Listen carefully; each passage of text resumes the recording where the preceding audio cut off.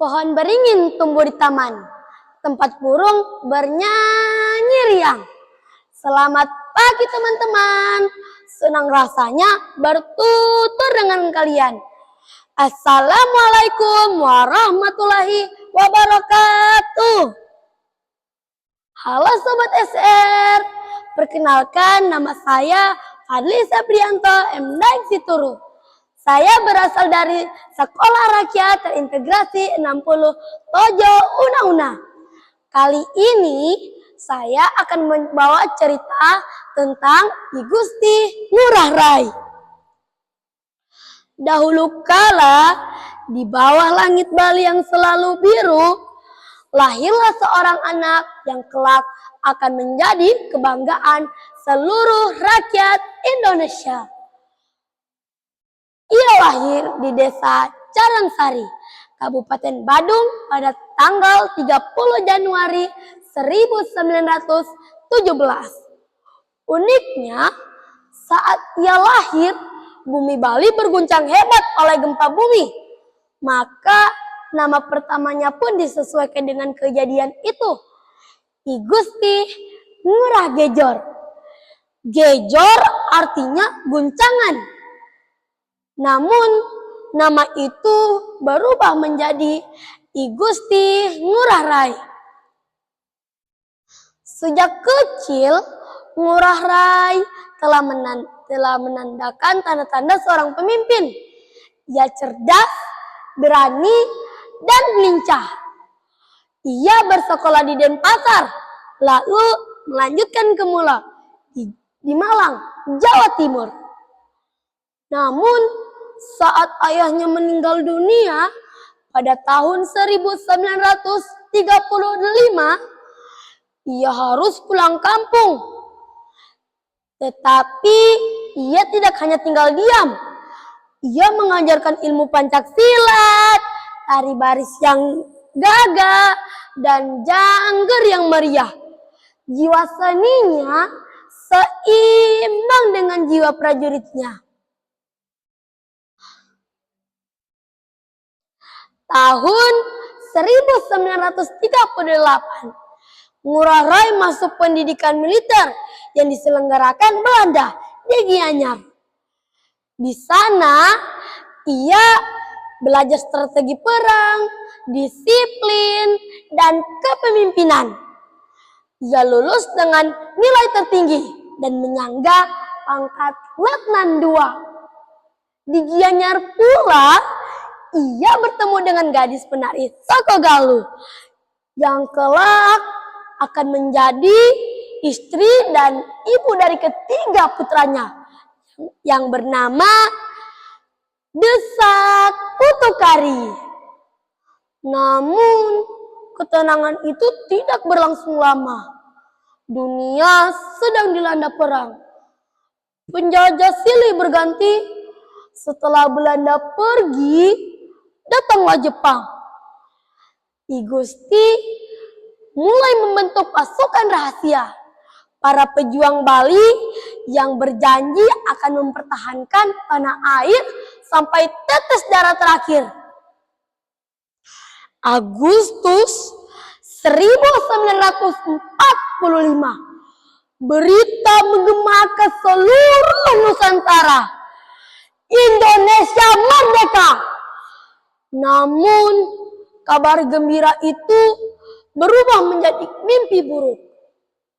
Belanda dengan kekuatan militernya yang bernama Nika kembali menjajah tanah yang baru saja kita miliki. Ngurah Rai tidak tinggal diam. Ia pergi ke Yogyakarta dan bertemu para pemimpin bangsa. Dan dilantik menjadi komandan Resemen Sunda Kecil yang pangkat Letnan Kolonel. Tugasnya berat, menyatukan kekuatan di Bali, Lombok, dan sekitarnya untuk melawan penjajah. Di tengah perjuangan berat itu, terjadi sebuah kisah persahabatan yang jarang orang ketahui. Kisah antara tentara Jepang yang dulunya musuh menjadi pengikut sejati Ngurah Rai. Saat Jepang menyerah kalah, banyak tentara Jepang yang bingung. Ada dua di antaranya yang bernama Matsui dan Araki. Mereka enggan pulang ke negaranya dengan rasa malu. Mereka memilih tinggal di Bali, ingin menjadi petani biasa. Suatu hari, saat mereka beristirahat di gubuk pinggir sawah, mereka bertemu dengan Iwayan Pugak, utusan rahasia Ngurah Rai. Dengan cerdiknya, para pejuang kita menangkap kedua tentara Jepang itu. Namun, bukannya menghukum, Ngurah Rai justru memberikan mereka pilihan. Kalau kalian ingin hidup damai di sini, tinggallah di sini. Jadilah warga kami. Jangan sekali-kali kalian angkat senjata lagi. Matsui dan Araki terharu. Mereka melihat betapa besar hati orang Bali. Mereka pun mengganti nama menjadi Iwayan Sekara dan Imada Sukari. Masuk agama Hindu dan hidup seperti penduduk asli. Namun, melihat persenjataan pejuang Bali yang hanya berbekal bambu runcing dan senjata tradisional, hati mereka tersentuh. Mereka sadar melawan pasukan Nika yang bersenjata lengkap hanya saja mengorbankan nyawa sia-sia. Mereka pun mendatangi Ngurah Rai dan berkata, "Kami tidak bisa melihat saudara-saudara kami berjuang, tapi tidak memiliki alat yang cukup. Izinkan kami ikut bergabung. Ajarkan kami cara bertani. Nanti saja setelah tanah ini bebas." Sejak saat itu, Matsui dan Araki menjadi tangan kanan Ngurah Rai dan melantik pasukan Ciung Wanara, nama pasukan kebanggaan Ngurah Rai. Mereka menggunakan taktik perang modern. Mereka berdua menjadi sosok yang ditakuti musuh. Konon katanya, Ngurah Rai sering masuk ke pos-pos musuh dengan hanya sebilah pedang di tangan tanpa menembakkan satu peluru pun. Semangat mereka membakar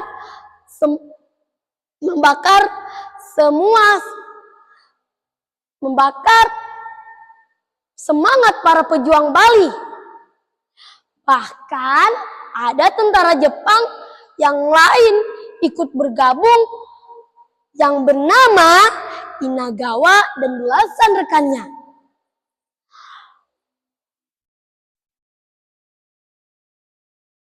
Mereka bersatu tanpa memandang bangsa, agama, atau ras.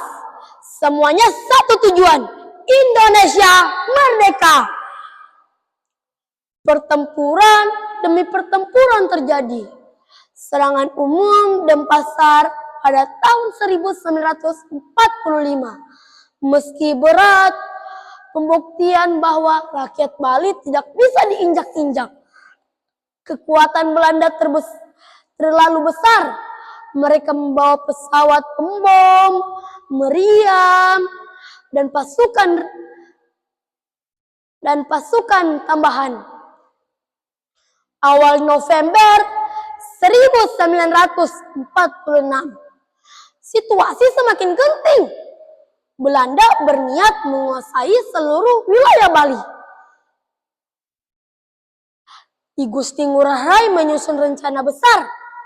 Ia memimpin pasukan melakukan long march ke Gunung Agung. Tujuannya mengalihkan perhatian Belanda agar pasukan bantuan dari Jawa datang dengan selamat. Saat kritis itu, I Gusti Ngurah Rai berkumpul dengan pasukannya. Ia menatap satu persatu wajah-wajah yang penuh keyakinan. Ia mengingatkan mereka dengan satu tradisi leluhur. Tradisi puputan. Puputan artinya perang habis-habisan. Perang sampai tetes darah penghabisan. Prinsipnya tegas. Lebih baik mati berkalah tanah sebagai satria daripada hidup menanggung malu di bawah penjajahan. Dengan suara lantang yang menggema ke seluruh hati para pejuang, Ngurah Rai berseru, andaikan seluruh rakyat Bali memihak nikah, biarkan saya sendiri yang akan melanjutkan perjuangan ini. Ia menolak menyerah. Ia mengirimkan surat tegas kepada Belanda yang isinya, kami menolak tunduk. Kami berjuang demi kemerdekaan Republik Indonesia. Matsui dan Araki, sahabat setianya, mendekat dan berkata, Komandan, apapun yang terjadi, kami mati bersama Anda, mati bersama tanah ini. Ngurah Rai mengangguk, matanya berkaca-kaca, namun memancarkan keberanian. Ia memberi peringatan terakhir. Puputan! Pertempuran dahsyat pun pecah. Ini bukan sekedar pertempuran. Ini adalah pembuktian cinta tanah air. Dengan sisa-sisa peluru yang ada, dengan senjata-senjata tangan tajam, bahkan dengan tangan kosong, mereka menyerbu barisan musuh. Belanda terkejut melihat keberanian Bali yang sungguh besar. Namun, senjata musuh terlalu kuat. Satu persatu prajurit gugur. Araki jatuh. Di dekat komandannya, Matsui tewas tertembak saat melindungi rekannya. Akhirnya, di tengah medan perang itu, I Gusti Ngurah Rai sendiri terkena tembakan musuh. Ia bersandar pada sebatang pohon. Napasnya tersengal-sengal, namun tangannya masih memegang senjata. Sebelum nyawanya melayang, ia masih sempat berseru lantang, Merdeka! Indonesia merdeka! Beliau mengajarkan kita satu hal, bahwa merdeka bukanlah pemberian, melainkan hasil pengorbanan jiwa dan raga, bahwa persatuan adalah kekuatan besar kita, melampaui batas suku, bangsa, maupun agama. Kisah I Gusti Ngurah Rai mengingatkan kita, selama semangat puputan masih ada di dada kita, Indonesia akan tetap abadi, merdeka, berdaulat, dan jaya selamanya. Terima kasih telah mendengarkan cerita saya.